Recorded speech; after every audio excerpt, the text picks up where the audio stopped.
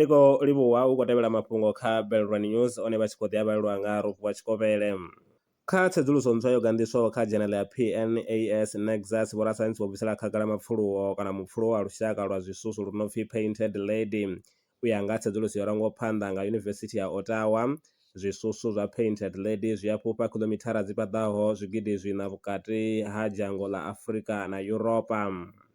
Tshigwada tsha vhasedzulusi vha dzitshaka tshi na nḓivho yo khwinifhadzeaho ya nga zwi tshilaho kha dzingu ḽa Cape Floristic vunḓuni ḽa Western Cape. Vhasedzulusi vho shumisa data yo kuvhanyiwaho u bva kha tshikhala nga ṅwaha wa 2023.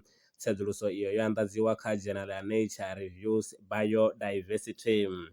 Rivhina nga ḽine ḽa lavhelesa zwine vha khou nyanga u zwi tevhelela, vha ri wana kha Spotify Belrwa News, TikTok @Belrwa News, X Twitter Belrwa News, YouTube ndi @Belrwa News kana kha email ya news@belrwanbrands.co.za.